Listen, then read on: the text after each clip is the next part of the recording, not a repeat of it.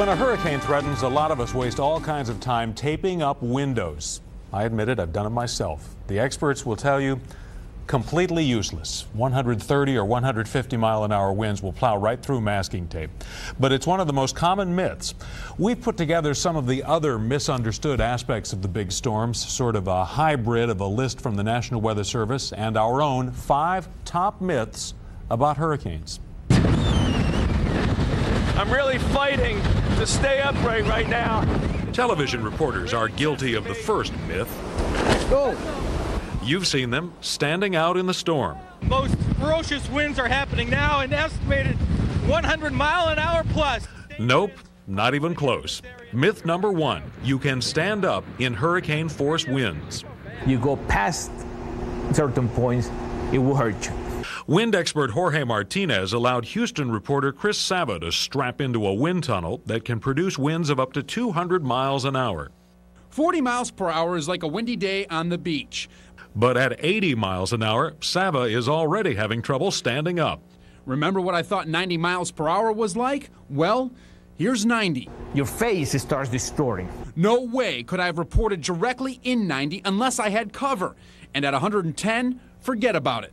Think about that the next time you hear some reporter claim that he or she is standing up to a hurricane. But they're crazy.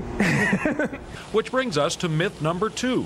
The most serious threat is the wind. Well, this is all block walls along here that's all gone. Don't try telling that to John Pinzino. He will tell you about the force of water, storm surge from Hurricane Ivan that obliterated the ground floor of the condos where he lives in Pensacola Beach. There's no wind damage down, it's all flood. By no means would we suggest you take for granted the winds, but by far the more serious threat is water. I think a rarity is that people die from the wind. It's more the drowning potential. Our myth number 3, a larger system equals a bigger threat.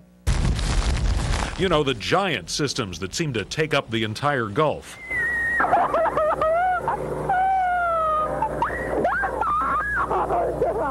In fact, some of the biggest killers, storms like Camille and Andrew, were compact, relatively small systems.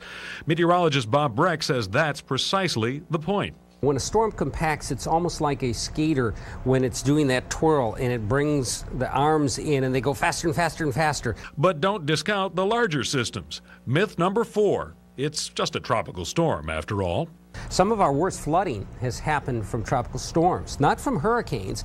Look what Tropical Storm Allison dumped on us in 2001. There were fish jumping out in the middle of what used to be our street this morning. Or Isidore just a couple years ago.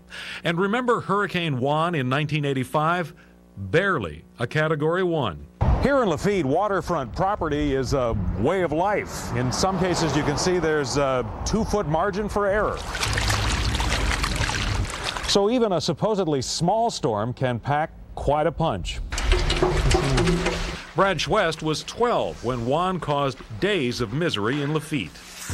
So if somebody says down in these parts, it's just a Category 1 or it's just a tropical storm. It don't make that was a Category 1 or Category. We know we're going to have water. Here, they learned long ago to get out while you can. Oh, it's crazy. We've been in 2 hours, almost 2.5 hours. New Orleanians will endure the hassle of evacuating for a big Cat 4 or 5 storm. But our final myth, we evacuate only because of the coming threat. If it wasn't for the killer waves or wind, we'd stay home. There's going to be just tremendous destruction. It could be a cesspool of all kinds of foul water that you don't want to come back right away. Bob Breck says a Category 5 could spread misery for days or even weeks. Massive flooding, no power, very little food. They're not just going to walk back in the next day and everything's going to be okay. So weathering a hurricane will be a lot easier if you understand the real danger. Saying the sustained winds right now are 90 miles per hour. And can dispel the myths.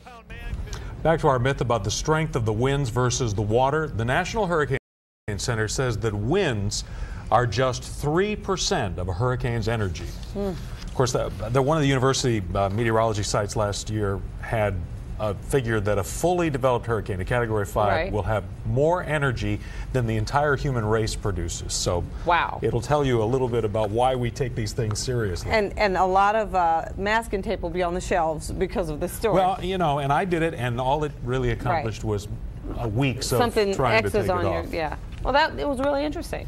I learned a little.